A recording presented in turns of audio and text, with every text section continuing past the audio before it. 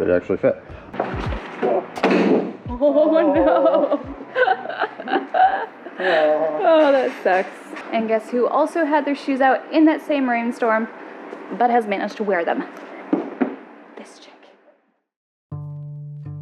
After 8 years of the nomadic life, involving crossing oceans in a 34-foot Sabre, refitting an aluminum boat, and then taking that to the Arctic Circle, we're back at it again with a brand new build. This is Matt and I'm Jessica. Make sure to hit the subscribe button and join us every week as we start our newest project of building a 42-foot catamaran from the ground up.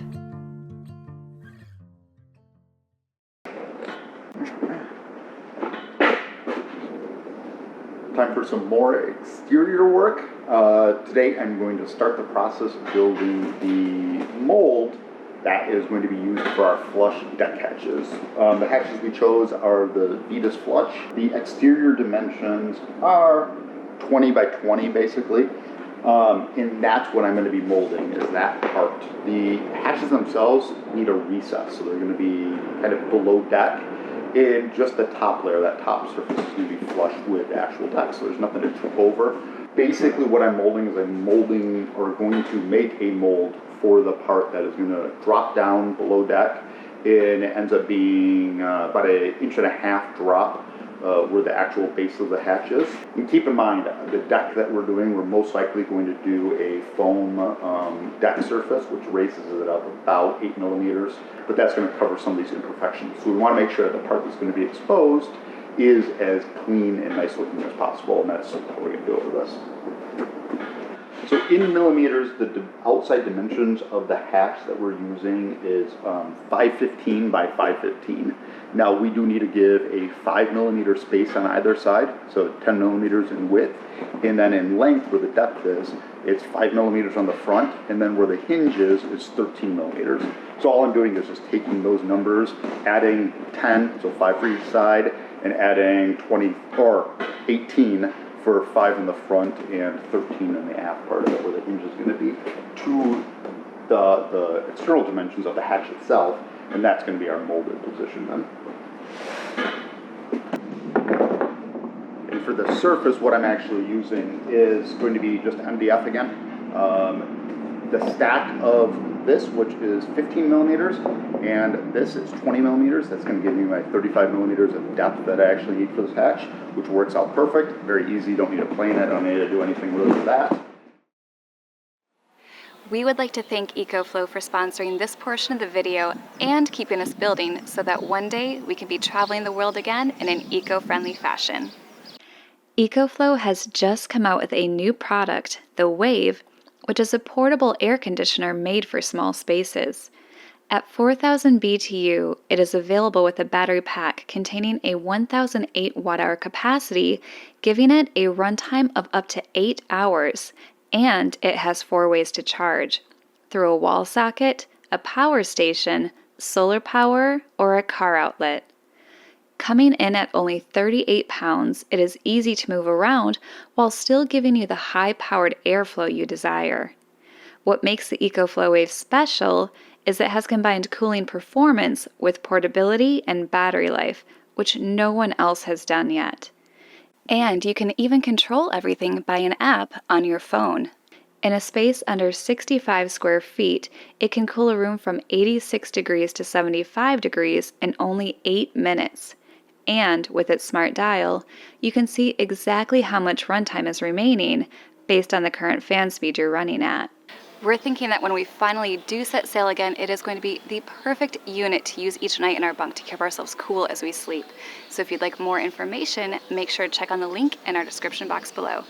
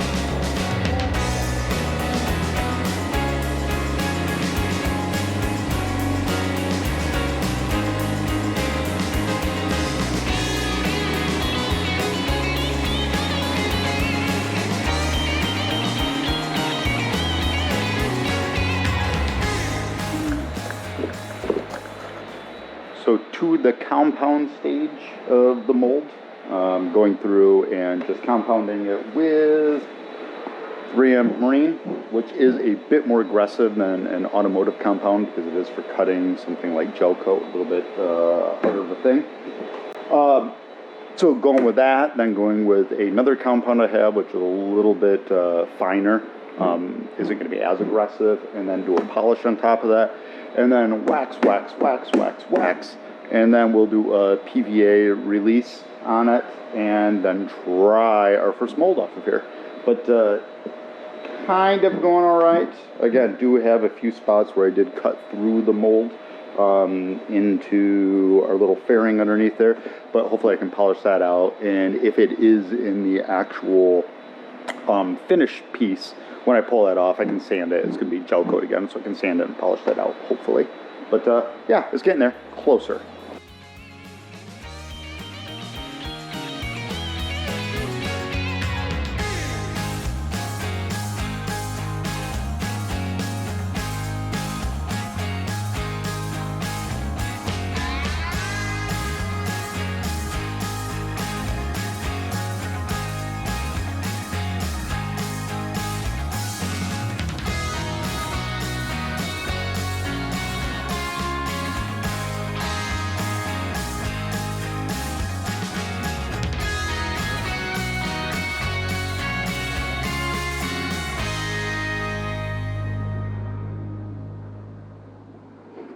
Well, the mold is as ready as it's ever going to be, at least in this stage. Did not get the nice finish that I was hoping for.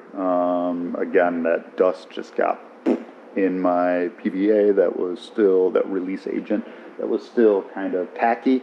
And so now it's a little sandpaper-esque of a finish. Not real happy with that, but again, when I apply that gel coat, hopefully I'll be able to polish any of those blemishes out of the final piece, and hopefully it'll still pull off easily as well, too.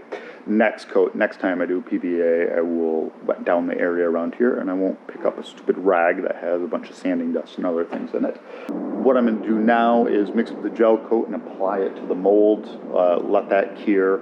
And because of this being kind of like the test one, and I really don't feel like cleaning the gun afterwards, I'm just going to use a paintbrush and apply the mold that, or the gel coat that way, quick and easy, and it'll be fine. So 2 layers of that, and then I will, after that gets cured, I will start applying then the fiberglass to it. And it's just going to be a couple of layers for the fiberglass for this initial test, just to kind of get a feel and make sure it pulls off that mold well.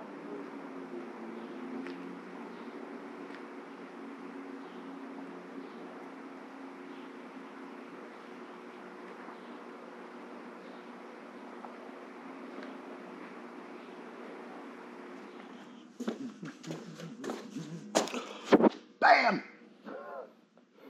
I have my gel coat. Let me touch that. I have my gel coat down now. It has now dried. There's multiple layers on here, so it should be nice and thick, so I can sand out any of the flaws or mistakes in there. I have the majority of my glass cut. Basically, what I'm going to do is first layer is just going to be a thin little veil. Then this is a 1.5 ounce chop strand mat. Make sure that I get a nice flat surface there. And then our 12 ounce double bias is going to be multiple layers of that as well. And again, what I'm trying to do here is just get it, the strength within this area, equal to what the deck is, because that's going to get decored. You're looking at this, of course, upside down. This is the reverse or negative of it. But this part's going to be on the deck. And then from underneath that, once I pull the core out, underneath that I'll be glassing in this area fully. So it's going to have a lot of strength through here where the actual hatch sits, but that's to come later on. So really what I'm trying to do is just match the deck strength right at this point. And so that's going to be 3 layers of 12 ounce plus that chop strand plus that veil.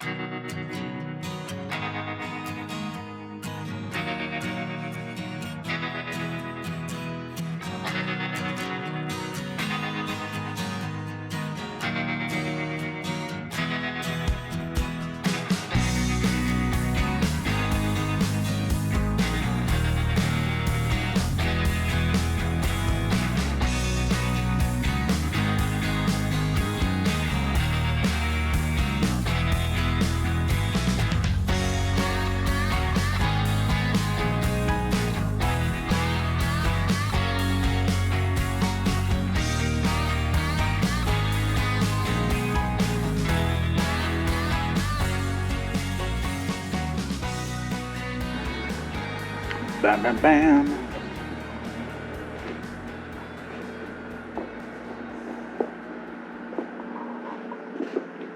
I got it laminated last night. Everything looks pretty good. It's all cured. I had to put the heat lamps on. We are now into late May, and I'm still using heat lamps, but of course it was sweltering earlier in the day in Maryland. So what I'm going to do now is try to demold it, pull it off this mold, and see exactly how that finish worked. Only thing I'm worried about now is I labeled the tapes with a red marker, so I knew exactly which ones were which, and now I'm kind of nervous about bleed through. I don't know why I wasn't thinking about that. Should have done something else, but yeah, we'll see if it actually did. There's quite a bit of gel coat there, so maybe I'm okay. Scrape.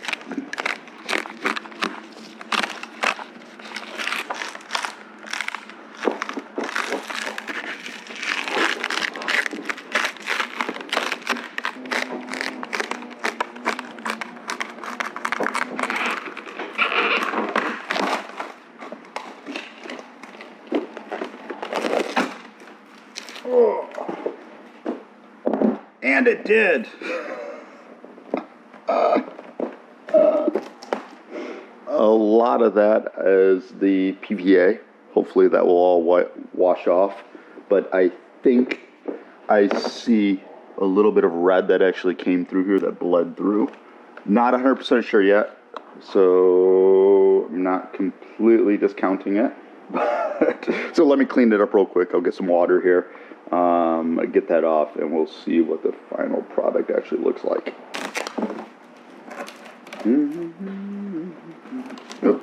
Aha! It was just the PVA that was giving it those spots a really red tint, even under the purple of the actual film itself. So if you take a look, this is basically our hatch mold.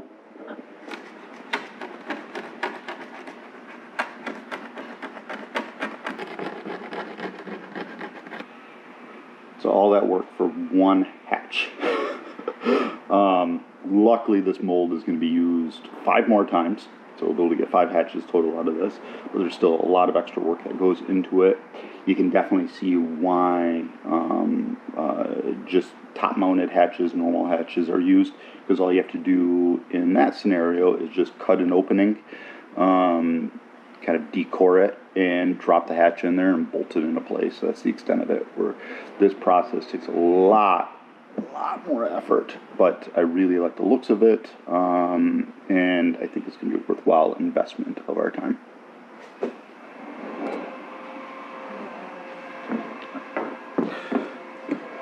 So I really like this location. It runs in line, if you see, with the outboard side of that forward hatch area. Kind of looks like they're meant to be together.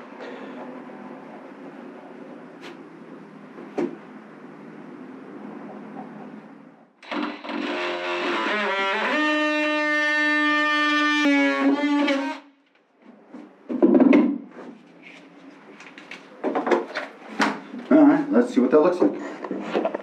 My beautiful deck. And that's why we do this. We'll be able to see that I didn't actually want it on that one, I want it on that one. So by measuring from up here, kind of placed it almost in the middle of that. Not cool. I want to be in another, looks like probably 12 to 13 millimeters.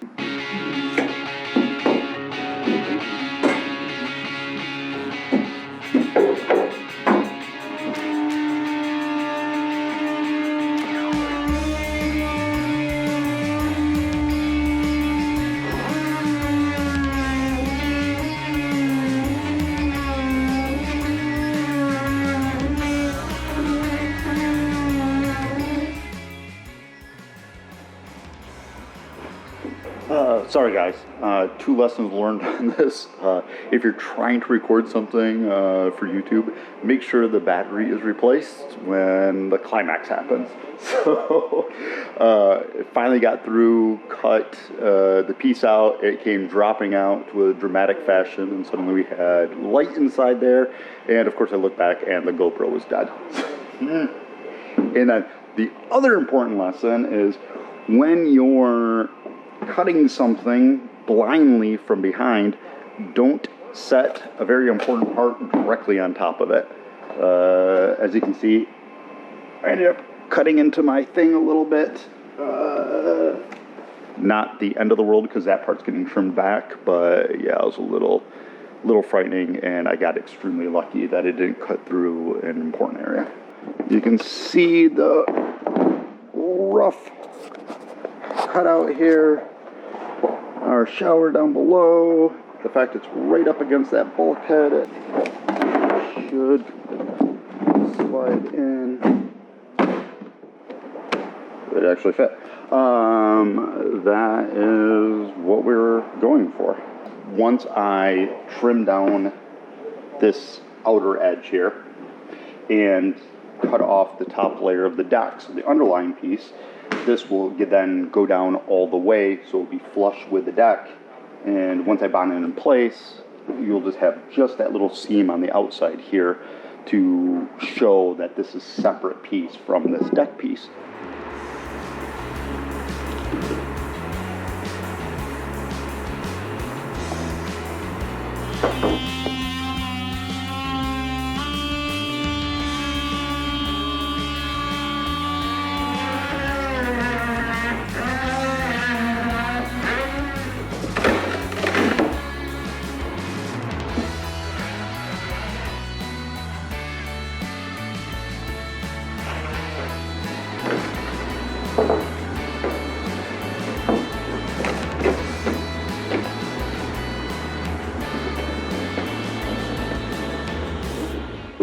Needed to make some drain holes, basically places that the hoses can connect, or we can actually drain water in from those gutters.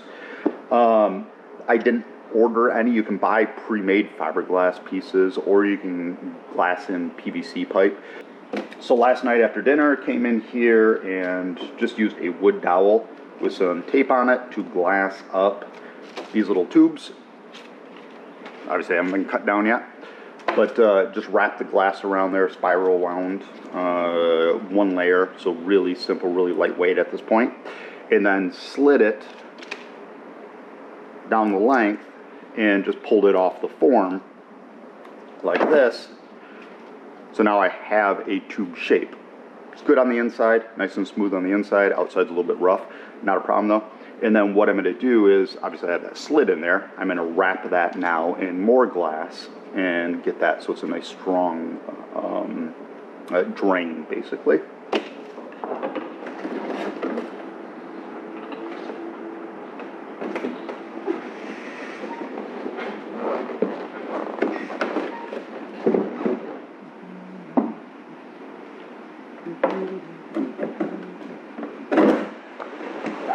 How those little drain suckers are going to work.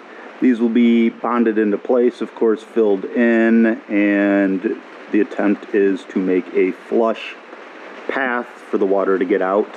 And now they go through, and exit out into here. Then fill these in and gel coat, and then glass from below. That's going to be the big thing there. And it will get glassed along that bulkhead on both sides, basically, and glass then to the back of the forward gutter setup. This frame itself, this whole thing will be glassed from below anyway, so it'll be very strong. It'll be, again, easy to clean out, which is, I think, the big thing with these. But I still think I can probably bond this piece down into place, bond that gutter into place. That was the last thing I really needed to do. And then tomorrow, once that's all set, come back, clean up the edge like we talked about, and then glass it, I guess, and glass it from the underside, and this will be all one part of the boat then.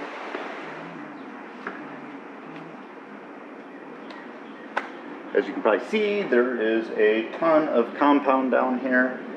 It's a thickened resin that we're using to bond these little flanges. They have been sanded and styrene wiped, so it should be all set there.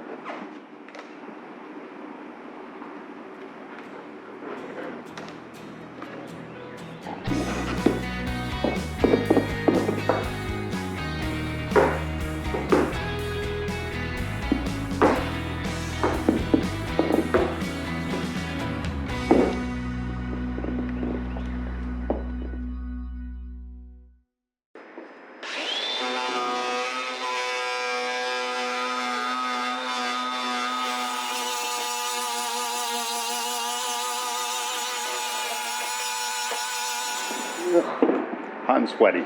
Ground out all the gel coat. What I also need to do is now go in and taper out the seam. So have that, where the actual seam is itself, have that be the lowest part, and then kind of a slight rise there. My goal is to get 2 layers of double bias glass on this, and then fairing compound, and then gel coat. Hopefully that all fits in there. If I can taper it down far enough, then I'm able to fit all of that, but we'll see. Look at this pretty deck hatch. I'm so excited. Not OSHA approved.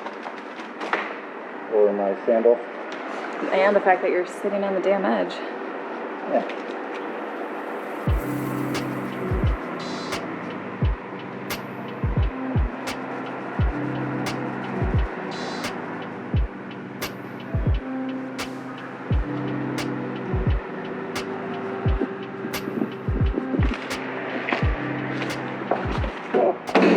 Oh no! Oh, that sucks. So I'm not wearing sandals because this is like the new chill mat, relaxed and all that. I left my shoes out yesterday, drying in the sunlight, and then a rainstorm hit. So now they are soaking wet, and my other pair as well. So, sandal mat. And unfortunately, one sandal mat now. And guess who also had their shoes out in that same rainstorm, but has managed to wear them? This chick. Mine actually dried. Mine did not. Mine are aerated.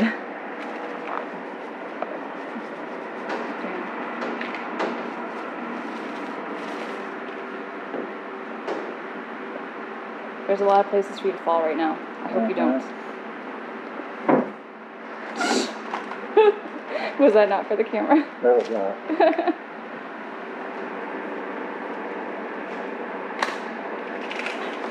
So one of the questions people are going to have is, well, why didn't you put the thin strip down first? Problem is I'm dealing with a very, very shallow trough that I'm trying to build this up in. I would really like to get 2 pieces in. If I were to put this one down first, the thin one down first, and then the top one on top of there, if I have to sand through any of the fiberglass at all, what it's doing is it would break up that big piece. Most important is to have it as wide as possible down at the base. And then if I put this thin strip on there and I don't need to sand through it, great. If I have to sand through some of this at all, I might as well sand through this thin piece, which isn't adding as much strength as that wide piece is. So that's my thinking.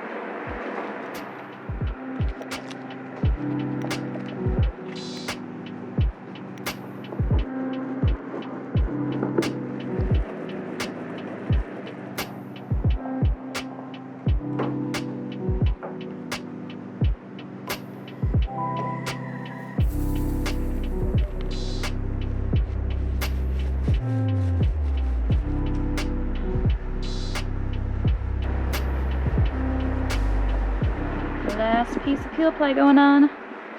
So this project is basically done until we gel coat. Nope. No? Just kidding. No, it's done up here. Oh, that's right, you got glass below. Yeah, so the real strength, of course, is going to be coming from below deck, where we're going to build up. I need to build up the flange here, where the hatch is actually going to sit on, give it a little bit more strength. Right now it is 3 layers of 12 ounce and 1.5 layers of chopped strand mat. Underneath we're going to end up adding 4 more layers of 12 ounce double biased, but that is going to be spread out along, getting back into this area to again add some of that rigidity that we had and we lost by cutting this open.